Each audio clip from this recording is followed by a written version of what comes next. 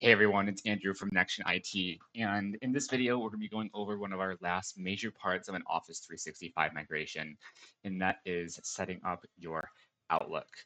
So if you already have Outlook and you're using that either with your third-party email system or Google Workspace, this video is the one that you want to pay attention to.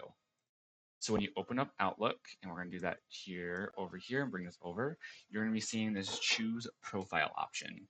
Now, the reason why this is showing up now is that we at NexGen IT like to make sure that everything is done right the first time.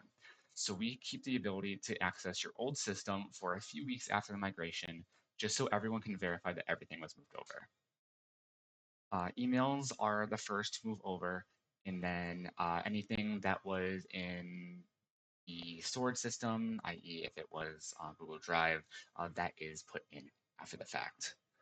So the default profile is Outlook. If you already used Outlook previously, this is the profile that you've been using for your day-to-day life. If you click on this drop down, you're going to see Office 365 New. This is the new profile that we set up that will have your new emails. So you can just click OK on that.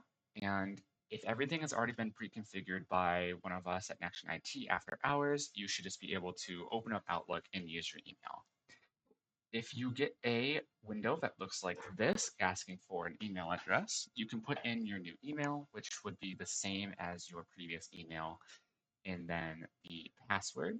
The passwords will be a little bit different. The point of contact for your business, for NexGen IT, should have all those passwords. If not, you can give us a call at 810-420-8737, or just put a ticket down at the NexGen IT icon at the bottom of the screen, and we can reset a password to whatever you would like it to be. So that is the gist of getting your new email system set up. Again, if you need any help, don't hesitate to reach out to us. We love to help you.